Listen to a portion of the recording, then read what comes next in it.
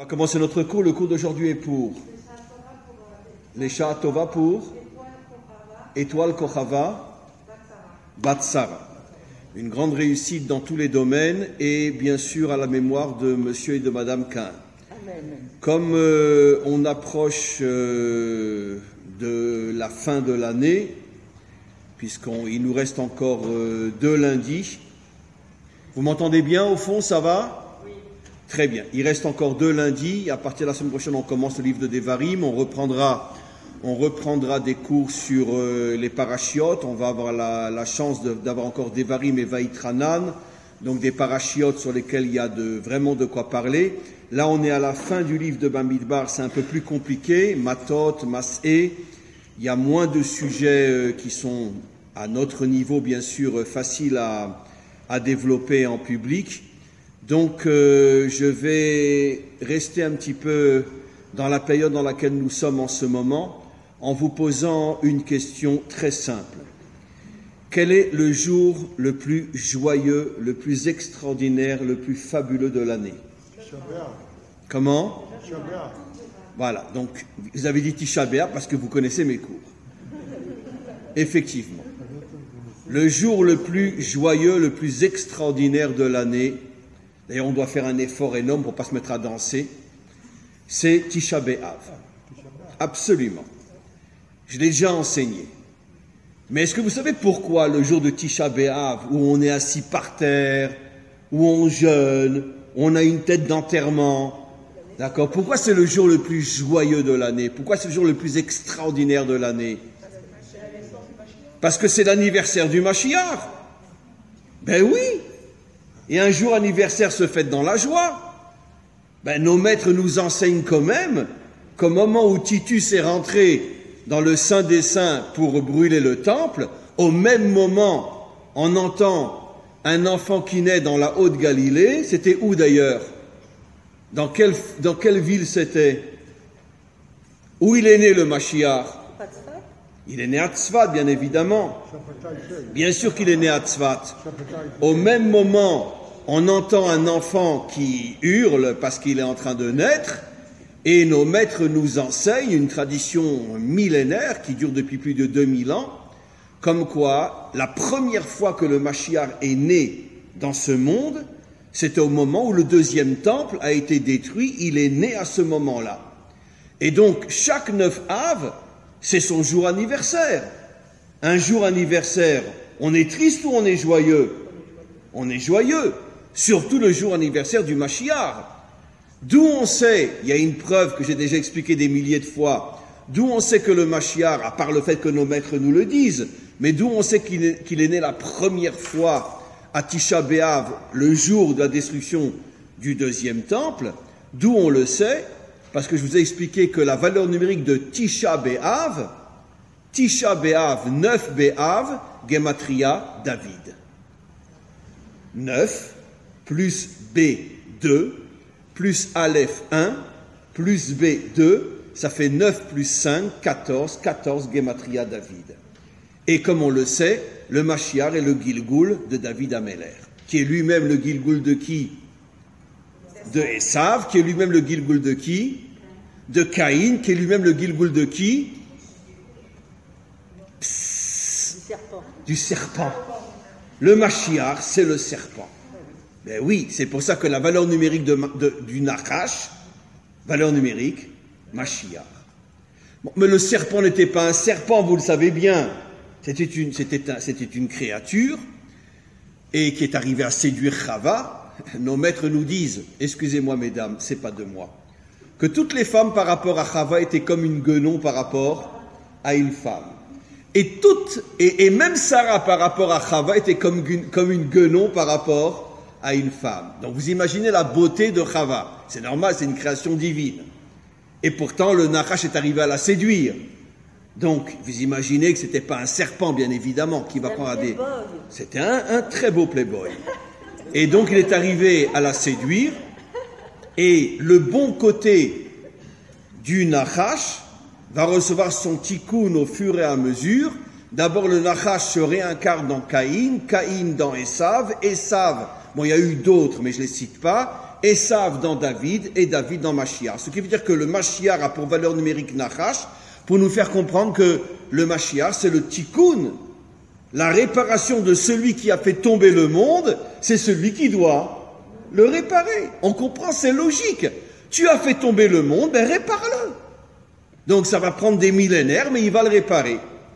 Et donc, le Mashiach, en tant que Mashiach véritable, il était déjà venu sous la forme de David, mais David n'était pas encore vraiment le Mashiach. Mais la première fois que le Mashiach vient avec le potentiel de pouvoir délivrer le monde, c'est il y a donc 2000 ans, au moment où Titus rentre dans le Saint des Saints et brûle le Saint des Saints et détruit le Beth Amikdash. À ce moment-là commence l'exil qui dure depuis à peu près 2000 ans. Alors maintenant, bien évidemment, quand je dis que c'est un jour de joie, je suis très très sérieux. Mais le problème, c'est que c'est une joie qui doit être une joie intérieure. D'accord ? Il faut qu'on arrête de se la jouer en montrant une tête d'enterrement à Tisha B'Av. Arrêtons ces comédies. D'accord ? Parce que malheureusement, beaucoup de ceux qui enseignent la Torah ne connaissent pas les secrets de la Torah, donc nous enseignent uniquement l'aspect extérieur, mais oublient de nous enseigner l'aspect profond. C'est vrai que le temple a été détruit à Tisha B'Av. C'est la raison pour laquelle extérieurement on doit montrer une certaine tristesse, mais intérieurement on doit éprouver une joie énorme parce que c'est le moment où le Mashiach est né. Alors maintenant j'ai juste deux questions qui sont la même question. Et pourquoi naît-il à un moment où, vu de l'extérieur, tout est en train d'être détruit? Deuxième question, pourquoi naît-il? Et finalement, ça fait 2000 ans qu'on l'attend. Alors pourquoi il est venu il y a 2000 ans? Puisque de toute façon, ça fait 2000 ans qu'on l'attend. Alors, j'ai déjà expliqué de nombreuses fois dans mes cours, entre autres le Bartonora, qui est enterré dans la vallée du Silouan, quand on sort de Shara Eshpa. D'accord? La porte en bas du Kotel, devant nous, il y a tout le village, Vous savez que, je dis toujours, mais c'est important de le redire. Un jour, ça faisait des années que j'étais en Israël, quelqu'un me dit, mais Rav, mais pourquoi on continue à dire où venez Yerushalayim? Pourquoi on continue à prier pour la reconstruction de Jérusalem? Et le Jérusalem d'aujourd'hui est 100 fois plus grand que le Jérusalem biblique. Je lui ai répondu, mais on n'a rien de Jérusalem, on n'a pas commencé à reconstruire Jérusalem. Alors il me regarde comme ça, il me dit, mais il est fou ce Rav. Oui, il s'appelle Dinovich, on le connaît bien sûr. Je lui dis, non, je suis sérieux. Le Jérusalem biblique n'est pas entre nos mains. Où était le Jérusalem biblique? Le vrai Jérusalem, c'est toute la vallée du Silouan. À part 5, 6, 7, 8, 10 maisons où se trouvent des familles juives, hyper gardées et protégées, toute la vallée du Silouan, c'est-à-dire quand on sort en bas et qu'on a devant nous donc c'est pas un village, c'est pratiquement une ville, d'accord, dans la direction de Hebron, ça c'est le Jérusalem biblique qui n'est pas du tout entre nos mains. Donc c'est pour ça qu'on continue à dire où venez Yerushalayim. Maintenant il faut savoir que depuis toujours jusqu'à aujourd'hui, il y avait toujours des Juifs, malgré tout, éparpillés qui vivaient dans cet endroit-là, même pendant l'époque du Galout. Entre autres, on a eu un très grand maître qui s'appelait Bartonora, qui était un Italien. Il a vécu il y a à peu près... Bartonora, presque, je sais plus, de très nombreux siècles. Et il a quitté l'Italie, comme Rabbi Chaim Vital, qui s'est installé à Vitali, qui s'est installé à Tzfat, qui était devenu l'élève du Hari Akadosh. Lui est venu à Jérusalem et il s'est installé dans la vallée du Silouan. Et jusqu'à aujourd'hui, ça tombait là-bas. Les Arabes ne la touchent pas. Les Arabes respectent beaucoup les tombes juives, surtout quand ils savent que c'était un grand juste, même les Palestiniens, si j'ose dire. Donc ça tombait toujours là. Et elle est juste à côté de ce qu'on appelle le Méachilouar. Le Méachilouar, c'est cette petite source qui s'appelle les eaux du Chilouar. Les eaux là où David Améler a été oint. Jusqu'à aujourd'hui, cette petite source existe. On rentre dans une grotte et on peut se baigner dans cette source-là. Et juste à côté, il y a le tombeau de Bartonora. Et Bartonora, lui, entre autres, mais il n'est pas le seul, écrit que depuis que le Mashiach est né, au moment où le Saint des Saints a été brûlé, le temple a été détruit, son âme ne quitte plus jamais le monde. Ça veut dire qu'il vit 30 ans, 50 ans, 70 ans, 80 ans, 120 ans, il arrive à la vieillesse, il meurt, son âme sort du corps et immédiatement est remis dans un nouveau descendant de David Améler. Ça veut dire que le Mashiach, en vérité, est présent, d'après le Bartonora et quantité d'autres maîtres qui expliquent les secrets de la Torah. Le Mashiach est présent depuis 2000 ans. Il existe sous une forme réelle, sous une forme physique. Il ne sait pas forcément qu'il est le Mashiach. Il ne sait pas forcément. Ça peut être quelqu'un qu'on croit, ça peut être notre copain, on ne sait pas forcément que c'est le Mashiach. Et il est là, présent dans chaque génération. Pourquoi, disent nos maîtres? Parce qu'à partir du moment où le dernier exil a commencé, potentiellement, on souhaite que dans chaque génération puisse y avoir la délivrance, puisque la délivrance ne pouvait vraiment avoir lieu que pendant le 4e exil. Il fallait qu'il y ait 4 exils, l'exil de Babylone, l'exil de Perse, l'exil de Grèce, l'exil de Rome. Et à partir du moment où l'exil de Rome commence, potentiellement, dans chaque génération, le Mashiach peut se dévoiler. Donc c'est la raison pour laquelle nos maîtres expliquent qu'il est présent dans chaque génération, parce que si le peuple juif est méritant, pas seulement le peuple juif, si le monde est méritant, puisque le Mashiach ne vient pas uniquement pour Israël comme on le sait, il vient pour l'humanité tout entière, si le monde est méritant, à ce moment-là, il se dévoile, donc il faut bien qu'il soit là, il faut qu'il soit présent.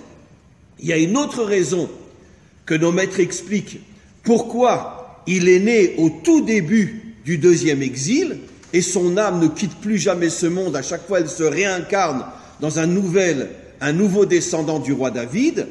Pourquoi? Parce que nos maîtres expliquent, comme Hachem savait que ça serait l'exil le plus long, le plus douloureux, le plus terrible pour le peuple juif, puisque donnons un exemple simple, à la fin du premier exil, l'exil de Babylone, nos maîtres nous disent qu'il n'y avait pas une seule famille juive dont une partie des enfants ne s'était pas complètement assimilée. En 70 ans seulement. La preuve, c'est que quand on va reconstruire le 2e temple, le Kohen Gadol qui va être nommé pour inaugurer le 2e temple, pratiquement tous ses enfants étaient mariés avec des Babyloniennes. Le premier Kohen Gadol du 2e temple. Donc il y a eu une assimilation inimaginable, une grande partie du peuple juif a complètement disparu. Donc imaginez-vous après 2000 ans d'exil, bien qu'on sait combien de milliers et de milliers et de milliers, enfin de milliers, on peut parler de millions de juifs qui se sont assimilés en 2000 ans. Des millions peut-être pas, mais en tout cas certainement on approche ces chiffres-là, d'où la conversion. C'est quoi la conversion? C'est une âme juive qui s'est perdue et qui revient, comme j'ai toujours expliqué. Donc, imaginez si au bout de 70 ans de l'exil de Babylonie, il n'y a pas une famille, même celle du Kohen Gadol, dont les enfants n'étaient pas mariés avec des non-juifs, donc finalement, toute une lignée qui se perd. Alors au bout de 2000 ans, comment se fait-il qu'on est encore là? Après tout ce qu'on a traversé? Eh bien, nos maîtres nous révèlent, c'est grâce à la présence du Mashiach dans chaque génération, qui dégage une lumière qui rentre dans toutes les âmes d'Israël, et qui, malgré nous, sans qu'on le sache, sans qu'on en soit conscient, nous maintient, au moins une grande partie d'Israël, nous maintient dans notre identité et nous permet de traverser ces 2000 ans. Vous aviez déjà entendu cette explication? Explication extraordinaire. Ça veut dire, mes amis, que d'après ce que nos maîtres nous expliquent, le rôle du Mashiach n'est pas seulement de venir délivrer le monde. D'accord? Je le dis avec une petite larme ici et je sors mon mouchoir blanc. Le Mashiach est, entre autres, je pourrais presque dire que l'une des plus grandes missions qui lui a été confiée, c'est de veiller à ce que le peuple juif ne disparaisse pas. Nous, on croit toujours que c'est le libérateur uniquement. Non, nos maîtres nous expliquent depuis des millénaires que le premier rôle du Mashiach, par sa présence au milieu d'Israël, dans chaque génération, c'est que, comme on le sait, toutes les âmes d'Israël sont incluses dans l'âme du Mashiach, et donc sa présence permet, même s'il n'est pas conscient qu'il est le Mashiach, sa présence permet de rayonner dans les âmes d'Israël, au point qu'il y aura toujours une partie d'entre nous qui refusera de perdre son identité. Certainement ceux qui s'assimilent ou qui disparaissent, peut-être qu'eux avaient un trop petit rayonnement du Mashiach, ou peut-être qu'à cause de leur grave faute, Ce rayonnement a cessé d'illuminer leur âme, mais quoi qu'il en soit, on a traversé l'histoire, on est toujours là. Donc, mes amis, quand finalement il se dévoilera, il ne faudra pas lui dire « Ah, quand même, depuis le temps qu'on t'attend !» Parce que lui nous répondra « Bande d'idiots, si j'étais pas là depuis 2000 ans, vous auriez disparu depuis longtemps. » C'est magnifique, hein? C'est magnifique. C'est magnifique. Donc maintenant, vous avez compris pourquoi il s'est révélé pour la première fois au moment où commence le dernier exil. Pas pour nous délivrer uniquement, parce que la preuve, ça fait 2000 ans qu'on attend qu'il nous délivre. Parce qu'il a une autre fonction qui est aussi importante que la délivrance. Veiller à ce que dans chaque génération, il soit là, et donc automatiquement, sa lumière protège toutes les âmes d'Israël. Est-ce que vous savez, quand il a quitté la terre d'Israël, parce qu'il a grandi, c'est un être humain comme vous et moi, donc automatiquement, il a été exilé. Où il est parti? Quel est le premier pays où il est arrivé quand il a quitté Israël? Une fois qu'il a grandi, j'imagine que les Romains ont dû le prendre comme d'autres, et lui ne savait même pas qu'il était le Mashiach. Peut-être qu'il savait qu'il était de la famille de David, c'est possible, mais en tout cas, certainement pas qu'il était le Mashiach, puisque, encore une fois, sa fonction n'était pas uniquement de délivrer Israël, c'était d'être présent au milieu d'Israël. Quel est le premier pays où il est arrivé? Non. Cuando se come aquí? Quand c'est qu'on mange? C'est en espagnol. Cuando se come aquí? Cuando, quand, se come, va venir aquí le manger. Cuando se come aquí? Oh, très bien. D'où j'ai appris cette phrase-là, Cuando se come aquí? Parce que vous dansiez. Mais non, dans Lucky Luke. Dans Lucky Luke, il y a un passage où il est avec des Espagnols, ils disent Cuando se come aquí. Bon, ça c'est quand j'avais 12 ans, 11 ans. Hein. Cuando se come aquí. Depuis, j'ai pas oublié, c'est la seule phrase en espagnol que je connais, Cuando se come aquí. Très bien. Et donc, il est parti en Espagne. D'où on sait qu'il est parti en Espagne? Parce que Rachid dit clairement à la fin du prophète Obadiah que la famille royale de Yehuda a été exilée en Espagne. Comprenez? C'est pour ça qu'on n'a plus aucun doute qui sera le Mashiach et qui sera l'âne. Le Mashiach sera Sfarad et l'âne sera Ashkenaz. On n'a plus aucun doute. Comment? Voilà. Et donc, il est parti en Espagne. Maintenant, vous comprenez pourquoi? Qui a reconstruit Tzfat? Les Espagnols, les Juifs après l'Inquisition. Une partie, comme ils ont vu que toute l'Europe était fermée, une partie s'est dit, bon ben alors, et si déjà perdu pour perdu, essayons de repartir en Eretz. Et ils sont arrivés à Tzfat. Comment? Non, celui c'est un Autrichien. Ah, d'origine, Sfarad, oui, comme le Baal Shem Tov. Le Baal Shem Tov, un juif ukrainien, était d'origine Sfarad. Il y a énormément de juifs qui, en quittant l'Inquisition, se sont réfugiés après, effectivement. Toute la lignée du Baal Shem Tov, le Rabbi Lubavitch est à l'origine un Sfarad. Lui aussi, toute sa famille, il l'a dit lui-même, toute sa famille vient d'Espagne aussi, etc. Il y a eu beaucoup de... Et moi, du côté de ma maman, on vient du Portugal. Très bien. Oui. Bien qu'elle est ashkénaze, mais grâce à Dieu, on a été sauvés. On vient du Portugal. Et donc, on continue. Quoi qu'il en soit, pourquoi une partie des Juifs espagnols sont repartis en Eretz, et comme par hasard, c'est eux qui ont reconstruit Tzfat? Parce que se trouvait parmi eux le Mashiach. Et comme le Mashiach est né pour la première fois à Tzfat, c'est pour ça que sans le savoir, c'était pas forcément conscient, ils faisaient partie de ces exilés qui sont revenus en Eretz Israël, et ils ont décidé de reconstruire la ville de Tzfat.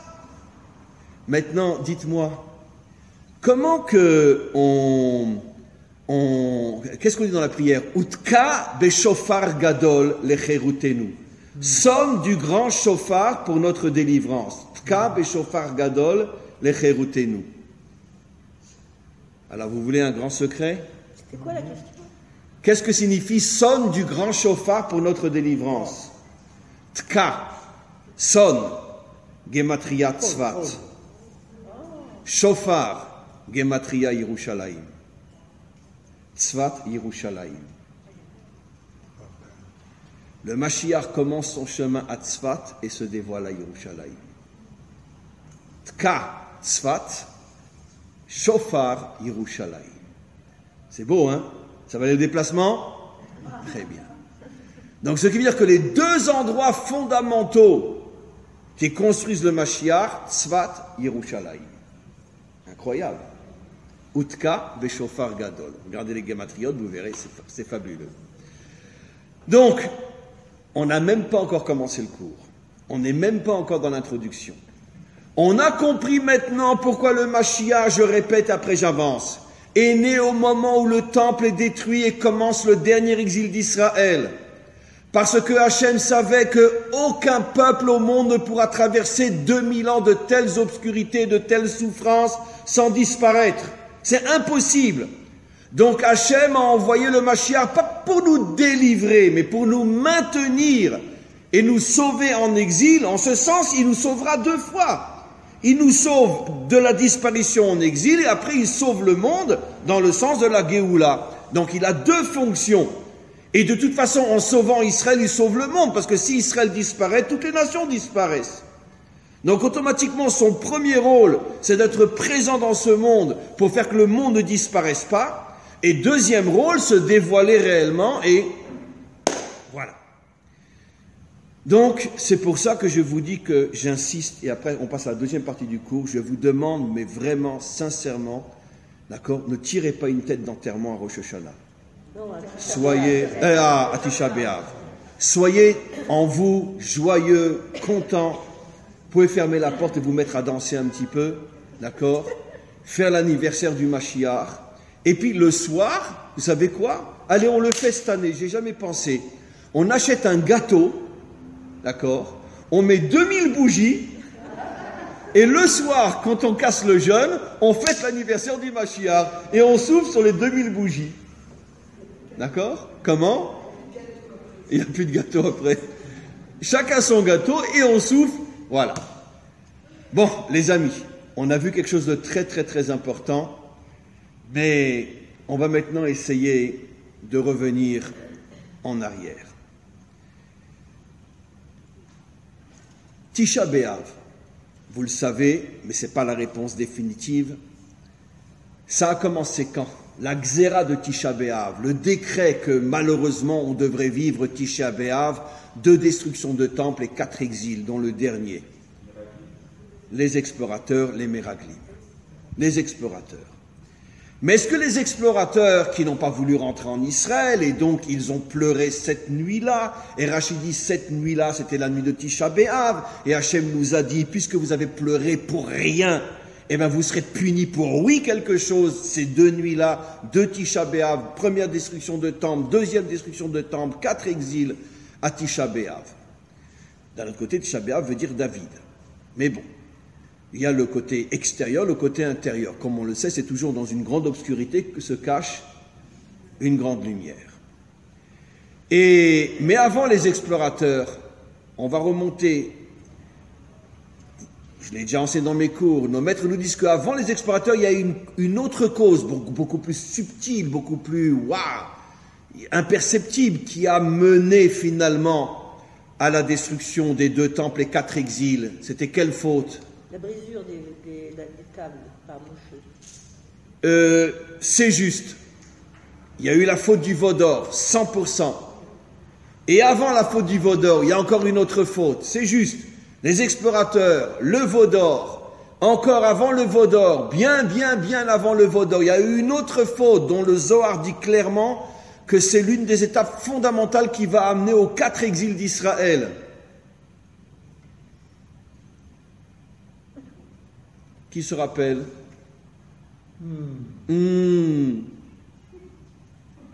Comment on dit quando se come aquí en italien?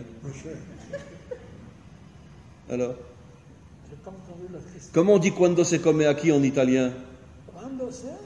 Come aquí, quand c'est qu'on mange? C'est pas l'italien, ça. Non, c'est l'espagnol.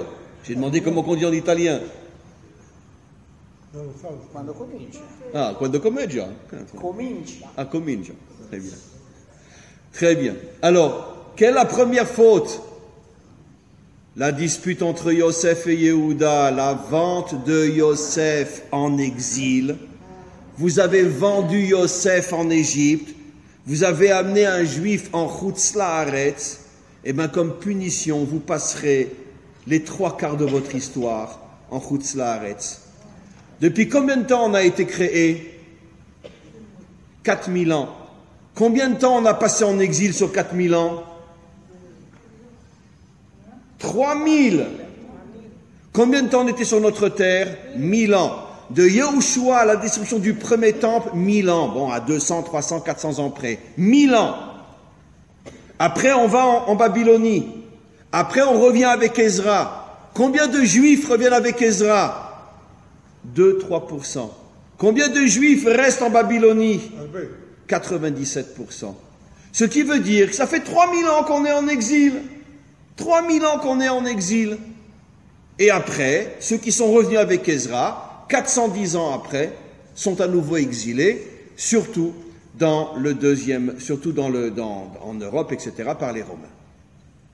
Mais sachez, et tous ceux qui étaient en Babylonie, qu'est-ce qu'ils sont devenus, les 97% qui ne sont pas revenus en Israël? Eh bien, les Juifs de Babylone, le Talmud de Babylone, les Juifs en Perse, puisque qui c'est qui a détruit la Babylonie? Ce sont les Perses. Et donc beaucoup de Juifs sont après partis en Perse parce que Cyrus était très très pro-juif, c'était le Trump de l'époque.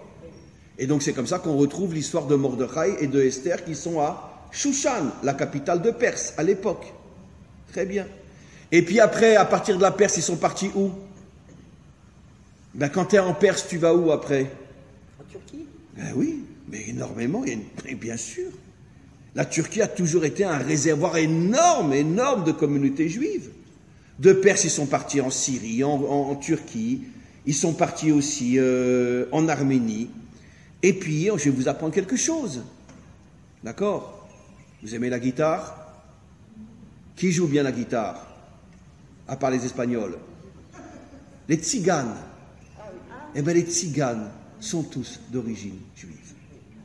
Bien sûr. Et ils le savent d'ailleurs. J'ai rencontré déjà pas mal de Tziganes en France et ailleurs qui m'ont raconté leur histoire d'origine juive. Et c'est l'une des raisons. Il y en avait un autre qui le savait que les Tziganes étaient d'origine juive. Il s'appelait comment? Hitler. Parce que vous ne posez pas la question, mais qu'est-ce que les Tziganes ont fait dans les camps de concentration? Mais qu'est-ce qu'ils ont fait à Hitler? Qu'est-ce qu'ils ont fait? Parce que Hitler savait que les Tziganes étaient à l'origine tous des milliers de Juifs qui avaient abandonné le judaïsme et qui après sont devenus des Tziganes. Aujourd'hui, ils ne sont plus juifs, mais à l'origine, les Tziganes sont d'origine juive. Et la plupart des Tziganes le savent et le disent même fièrement. Comment?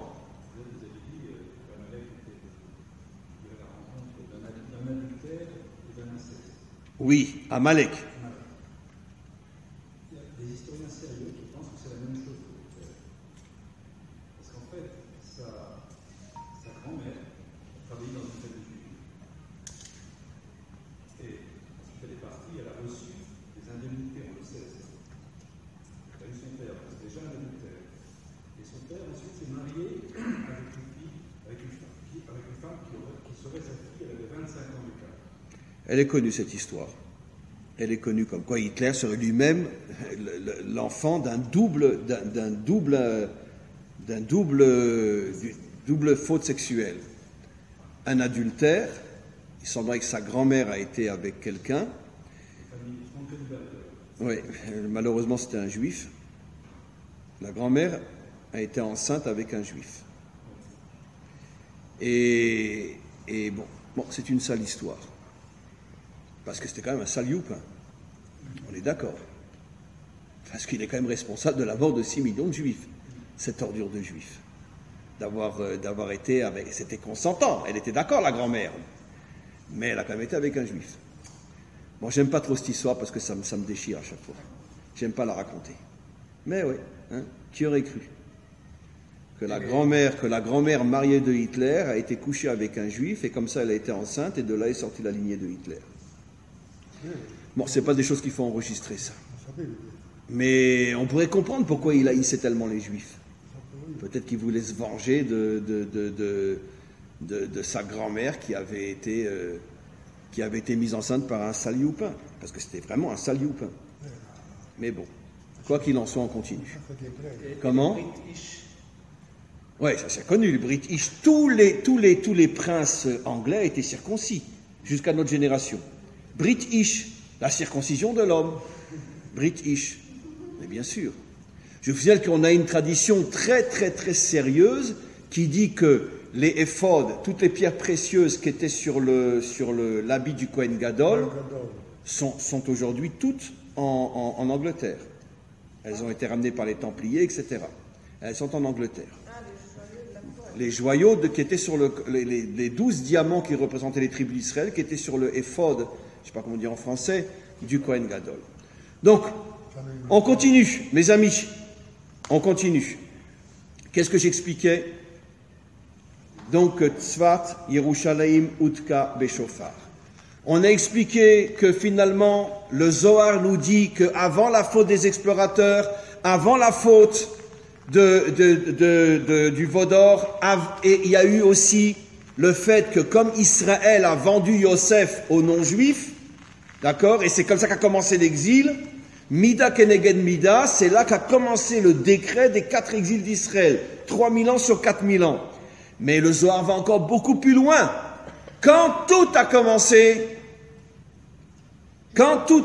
on l'a déjà vu, quand l'exil d'Israël a-t-il été, on pourrait dire, a commencé à être imprimé dans les mondes d'en haut?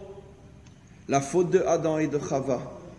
Qu'est-ce qui s'est passé tout de suite après la faute de Adam? Vaïgaresh, il l'a chassé. Et comment est appelé l'exil par les prophètes? Girushim. Ça veut dire quoi Girushim en français? Divorce. Et pourquoi l'exil est appelé divorce? Parce que qui est la femme du bon Dieu? C'est nous. Il n'a pas de chance, je vous dis franchement. Une femme comme nous, il n'a vraiment pas de chance. Mais en tous les cas, il a divorcé 4 fois. À chaque fois, il nous a repris, à chaque fois, il a redivorcé. Il est courageux, je vais vous dire. C'est un sacré mec, parce que 4 fois la même bonne femme avec tous les coups qu'on lui fait. Mais bon. Non? De ce côté-là, mollo. Mollo? Bon, alors on est une bonne femme quand même? Nous, oui, mais lui, vous ne posez pas la question. Dans un divorce, les torts sont partagés. Ouais. Ouais, sauf si c'est la femme qui trompe son mari, là il est obligé de divorcer. Et je crois qu'on l'a trompé pas mal de fois quand même. Excusez-moi, mais on l'a trompé quand même pas mal de fois, le bon Dieu. Donc là il est obligé de divorcer. C'est un mari absent aussi. Bon, j'admets, c'est très féminin sa manière de voir les choses et surtout, ouais, bon, après tout, elle a raison, mince, pourquoi ça serait seulement nous les fautifs? Elle, après tout, comment? Elle trouve que j'ai raison. Ouais, c'est une question qui est très, très, très connue. Nos maîtres posent la question, comment Hachem peut nous reprendre? Si on l'a trompé, comment il peut nous reprendre? Et c'est une question qui est très connue. Bon, écoutez, c'est très compliqué. Mais quoi qu'il en soit, nos maîtres disent la faute de Adam. Et pourquoi? Parce que comment s'appelle la terre d'Israël? Eretz, un des noms que les prophètes donnent à la terre d'Israël. Eretz HaKodesh, ça c'est connu, la terre sainte. Mais un nom que la plupart ne savent pas, même les Juifs. Les nations, pas du tout. Les nations connaissent Eretz HaKodesh, la terre sainte. Mais il y a un autre nom qui est donné par les prophètes. Eretz HaChaim, la terre de vie. Ah oui, En effet, bien sûr, la terre de vie. Je ne sais plus quel prophète. Ça revient dans différents prophètes. Eretz HaChaim, la terre de la vie. Écoutez-moi bien. Et la faute de Adam, qu'est-ce qu'elle a amené? Ah, vous allez avoir une explication là. Elle a amené quoi? Si tu manges de cet arbre, tu amèneras la mort. Donc, si cette faute, elle a amené la mort, et l'humanité jusqu'à aujourd'hui s'est construite sur le fondement de la mort, puisque physiquement on meurt, et puis la mort dans tous les sens du terme, les guerres, les maladies, les violences, la haine, c'est ça l'histoire du monde, c'est la mort. Très bien. Donc automatiquement, puisque la mort est rentrée dans l'ADN de l'homme, mais vous comprenez qu'à partir de ce moment-là, on comprend très bien la faute des explorateurs. Pourquoi ils n'ont pas voulu la terre d'Israël? Parce qu'ils portaient la mort en eux. Et quand tu as la mort en toi, tu ne veux pas la terre de la vie. Ah, je dis que des choses là, je vous laisse réfléchir 30 secondes. Dites-moi, je vais vous poser une question, d'accord? Les explorateurs, oui. Je vais vous poser une question, messieurs, dames, d'accord? Ça fait des millénaires qu'on dit l'an prochain à Jérusalem. Pourquoi on dit l'an prochain à Jérusalem? Parce que surtout pas cette année. L'année prochaine. Très bien. Et chaque année, on dit l'an prochain à Jérusalem. Mais surtout pas cette année. Très bien. Ok. Mais quoi qu'il en dise, on dit l'an prochain à Jérusalem. On est quand même revenu sur notre terre. Je vous pose une question. Comment se fait-il qu'à l'époque d'Ezra, ce n'est pas 97% qui reviennent? Comment se fait-il que jusqu'à aujourd'hui, la moitié des Juifs sont encore en dehors de leur terre? Pourquoi? Pourquoi quand Herzl a commencé à parler du retour, tous les Juifs se sont opposés à lui, pratiquement. Pratiquement tous se sont opposés à lui. Il est fou, il n'est pas normal, il est malade mental, etc. D'accord? Pourquoi? Pourquoi? Ça fait des millénaires que l'on parle de notre terre. La première parole que Hachem adresse à Abraham, c'est « va vers ta terre ». Les seuls mots que Hachem adresse à Moshe quand il lui parle de la délivrance, et je vous emmènerai sur une terre où coule le lait et le miel, Hachem ne parle toujours que et uniquement que et absolument que de la terre. C'est la seule chose qu'on entend de lui depuis des millénaires. Et nous aussi on s'y est mis l'an prochain à Jérusalem. Très bien, mais l'an prochain, pas cette année. J'ai encore des affaires à faire à Neuilly, dans le 16e, dans le 17e, à Los Angeles, à Brooklyn, à Manhattan, etc. Très bien, ok. Donc, l'an prochain à Jérusalem. Très bien. Ok. Mais alors, pourquoi on ne revient pas? Pourquoi après l'Inquisition, il y a quelques centaines de Juifs qui sont revenus en Israël et qui ont reconstruit Tzfat? Parmi eux, il y avait le Mashiach. Lui, il ne savait pas quel était le Mashiach, mais il était là.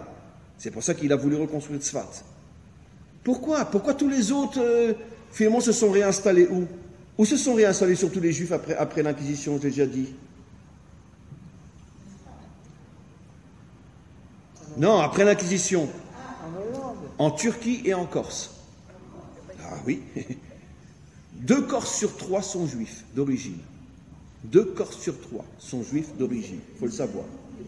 Ils se sont bien sûr. C'est pour ça qu'il y a beaucoup de conversions chez les Corses. Énormément.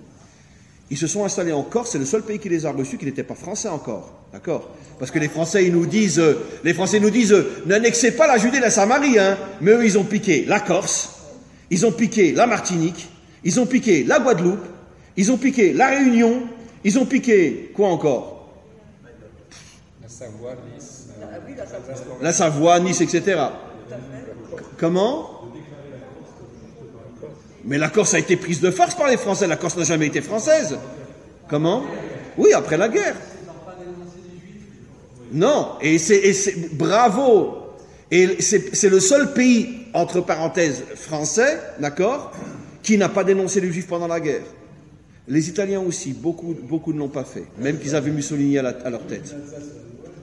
L'Alsace, la Lorraine, etc. Donc après, ils nous parlent à nous de la Judée et de la Samarie. Non, mais c'est... Je sais pas.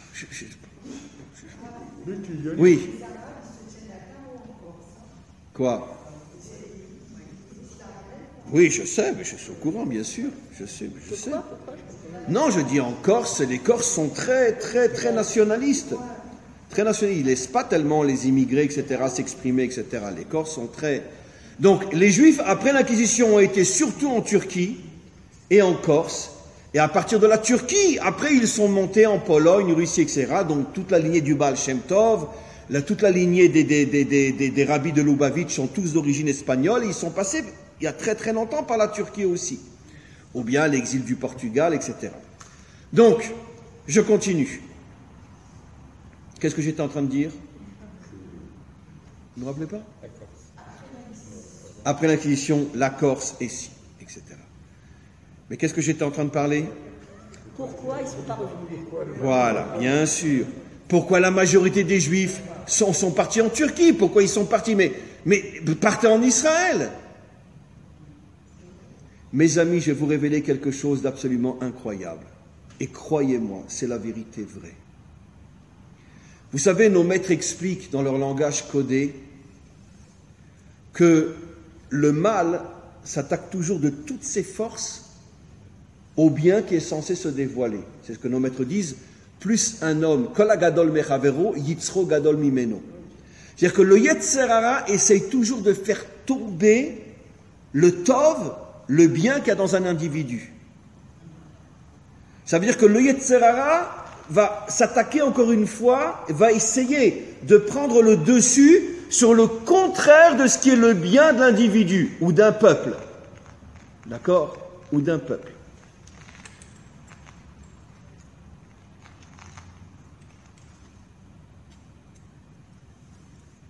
Avant de dire ce que je vais dire sur Israël, je vais vous dire quelque chose qui va beaucoup vous choquer.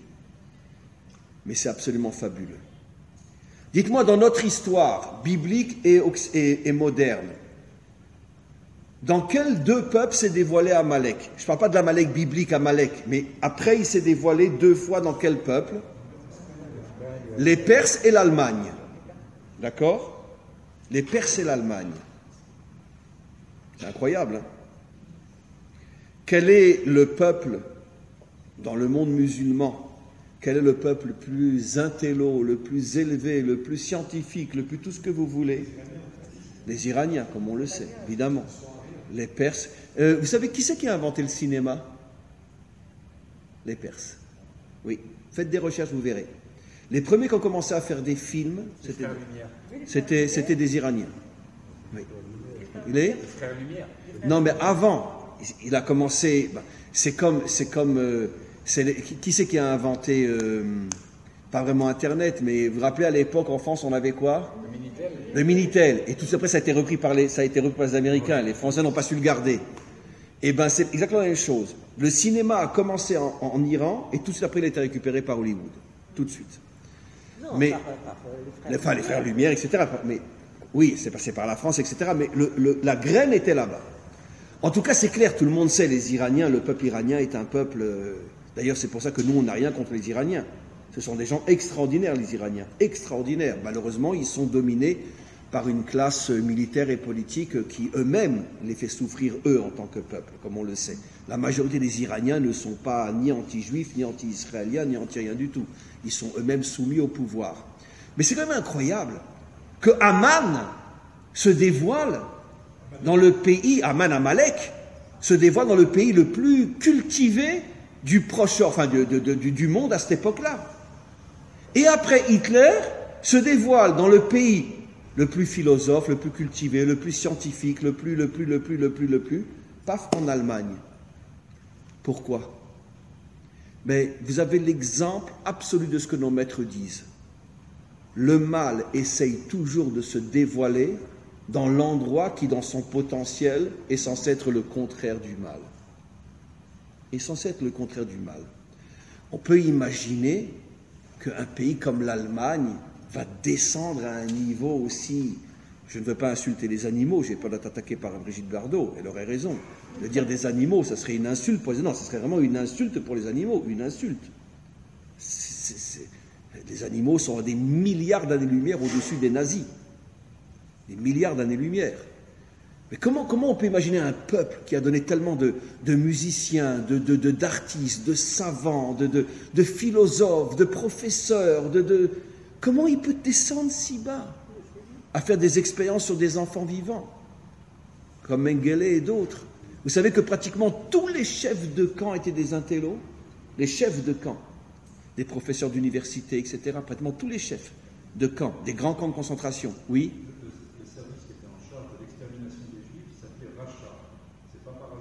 Rachat, incroyable.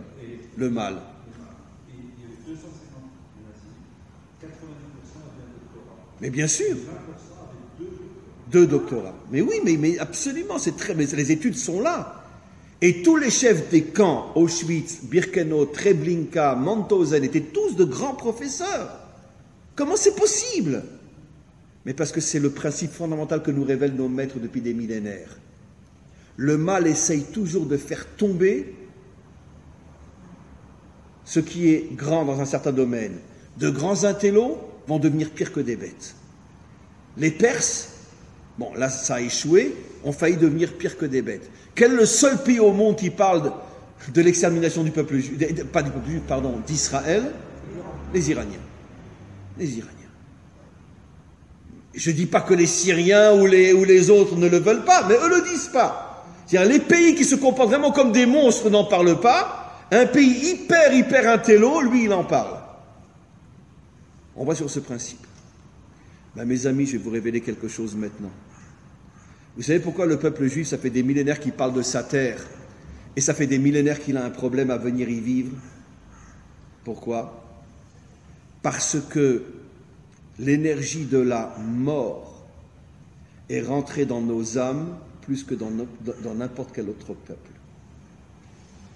Et c'est pour ça que on ne sait pas ce qui se passe quand, je vais le dire dans le langage codé des maîtres d'Israël, quand le serpent, le langage codé, a mordu Chava, il a fait rentrer son venin dedans. Après, je vais le décoder. Et nos maîtres nous disent, ce venin s'est répandu dans toutes les âmes d'Israël. Je traduis maintenant en français. Le venin, c'est la mort, par définition. Et là où ce venin s'est répandu le plus, c'est dans les âmes d'Israël. Maintenant, vous comprenez pourquoi Israël a un mal fou à vouloir revenir sur sa terre de vie? Parce qu'il a été le plus atteint par le venin du serpent. Et il porte la mort en lui. C'est dur à comprendre, hein, mais c'est normal. Pourquoi ce venin n'est pas rentré chez un autre peuple? Mais parce que les autres peuples ne vivent pas dans une terre qui s'appelle la terre de vie. Mais comme le serpent voulait absolument empêcher qu'un peuple puisse s'installer sur la terre de vie, enfin le peuple qui correspond à cette terre de vie puisse s'installer, il a fait rentrer en lui ce venin de la mort. Et c'est pour ça que vous voyez jusqu'à aujourd'hui des millions de juifs qui ne sont toujours pas sur leur terre. Et c'est pour ça que même nous qui sommes sur notre terre, vous avez plus de la moitié qui n'en ont strictement rien à faire de la Judée et de la Samarie. Si ça ne dépendait que d'eux, ben on rendrait tout et on se contenterait de la rue Dizengoff à Tel Aviv. Bien sûr. Même ceux qui vivent en Israël. Et c'est pour ça que officiellement notre pays, c'est un pays juif ou un pays occidental? C'est un pays occidental, de religion juive. Mais dans le sens comme la France. C'est un pays chrétien en majorité, mais l'État n'est pas chrétien, l'État est laïque. Et bien en Israël aussi, l'État est laïque et la majorité des Israéliens sont juifs. Mais c'est la séparation entre la synagogue et l'État, comme en France, la séparation entre l'Église et l'État. Ça veut dire que même ceux qui sont revenus sur leur terre, finalement, vivent encore officiellement d'une manière occidentale, avec les valeurs occidentales. Ce qui veut dire que, en vérité, est-ce qu'il y a quelque part dans notre génération un ou quelques juifs qui vivent vraiment comme des juifs par rapport à leur terre? Il y en a très peu. Ben, il y a nous. Comment? Il y a nous. Oui et non, parce qu'on ne peut pas faire ce qu'on veut. Et on peut pas aller à Hebron et dire aux gens de Hebron, bon écoutez, dégagez, c'est notre ville, hein. On peut pas. Donc, on peut pas. Pendant la guerre des 6 jours, lorsque tous les bon, ils n'étaient pas aussi nombreux qu'aujourd'hui, tous les Arabes de Hebron ont quitté Hebron, et il y en a un qui a pris son hélicoptère pour aller les rechercher et dire, mais retournez dans votre ville. Comment il s'appelait? Moshe Dayan. Ben oui, Moshe Dayan, bien sûr. Il a fait la même chose pour le Harabaïd, comme on le sait. Quand il a entendu que les parachutistes disaient Harabaïd beyadenu, le mont du temple est dans nos mains, tout de suite il a envoyé un hélicoptère, et il a fait enlever tous les drapeaux israéliens qui étaient sur le mont du temple, et il a été chercher le Wak pour le rétablir sur la maison du temple, sur le mont du temple. Donc, je critique pas, parce que d'un côté, il a fait beaucoup de choses pour son peuple, mais il y a des choses incompréhensibles. Mais dans le fond du fond,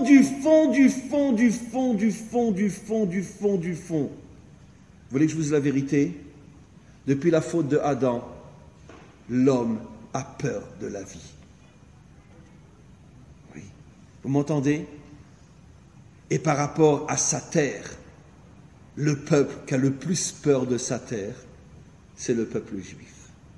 Parce qu'il sait que cette terre-là, c'est la terre de la vie. Mais je n'ai pas fini, j'ai encore 10 minutes. 5 minutes. 5 minutes. On m'a demandé d'arrêter plus tôt, mais 5 minutes me suffiront. Et attendez, je n'ai pas fini. Et Israël, ça a commencé avec les explorateurs, dans le sens de peuple, parce que bon, Yosef et Juda, ce n'était pas encore un peuple. Les explorateurs, quand ils sont arrivés là-bas, ils ont senti une énergie de vie. Non, on veut rester dans le désert, on veut mourir dans le désert, on veut pas. Et vous savez pourquoi c'est dur de vouloir être un vivant? Parce que c'est quoi un vrai vivant? C'est quoi un vrai vivant? C'est quoi un vrai vivant? C'est quelqu'un qui se prend en main et qui laisse personne le prendre en charge. D'accord? Ça veut dire que un vrai vivant, c'est quelqu'un qui comprend que toute sa réussite ne dépend que de lui et d'Hachem. Mais d'Hachem et de lui. Mais pourquoi j'ai pas voulu dire Hachem? Parce que j'ai trop peur de la compréhension, malheureusement, qui a pris le dessus sur l'humanité tout entière. Mon Dieu, mon Sauveur, alléluia! Non, c'est pas ça le bon Dieu. Non, c'est pas ça. Le bon Dieu, c'est celui qui nous donne les forces de nous assumer. Et que moi, je reconnais que ces forces viennent de lui. C'est un verset explicite. Et tu te souviendras qu'il te donne la force de mener tous tes combats. On a un verset qui nous définit ce que c'est Dieu. C'est dans Devarim. On rentre bientôt. C'est dans Veitranan. C'est lui qui te donne la force de pouvoir être un soldat. Mais le soldat, c'est pas lui, c'est toi qui dois te battre dans ce monde. Et pourquoi finalement c'est tellement dur de quitter la France? Parce que là-bas, il y a les allocations logement, les allocations familiales, on est payé pendant les vacances, et puis s'il y a le corona, on reçoit pratiquement 90% de notre salaire, alors qu'en France, on reçoit 2000 shekels sur 15 000 qu'on en gagnait, en Israël, pardon. Voilà. C'est ça. Et parce que c'est la prise en charge, c'est pas la vie. D'accord? Qui c'est qui nous prend en charge après 120 ans? Eh ben nos petits verts. Ils nous prennent chaque morceau de peau et puis ils les mettent de côté, ils nous prennent en charge, quoi. C'est quoi un homme mort? C'est un homme qui a besoin d'un Dieu sauveur, qui a besoin d'une société qui le prend en charge, qui a besoin qu'on lui foute la paix, qu'il n'ait pas besoin de travailler. C'est ça un homme mort. Et la terre d'Israël, c'est une terre où si tu ne te prends pas en main, tu vas te faire écraser. Parce que personne ne va bouger son petit doigt pour toi. Et l'homme n'a pas envie de la vie, il n'a pas envie de se prendre en main. Et c'est pour ça que dans notre subconscient, notre peuple sait que s'il arrive en Israël, ça va être très très dur. Et donc il essaye de parvenir, ou s'il essaye de venir, il essaye de reproduire plus ou moins le modèle occidental, le modèle de la mort. Voilà, j'ai terminé. C'est la Gvoura, c'est pour ça que j'en ai parlé dans d'autres cours, que c'est la Gvoura, c'est la force. Donc mes amis, une phrase et j'ai terminé. Nous qui sommes en Israël, nous devons savoir une chose, d'accord? Hachem nous a amenés ici pour être des héros. D'accord? J'ai besoin de personne, j'attends rien de personne, j'ai Hachem et j'ai ma volonté, ma détermination, et c'est comme ça qu'on devient véritablement des hommes. C'est ça la vie. Amen, vechen yeh ratzon.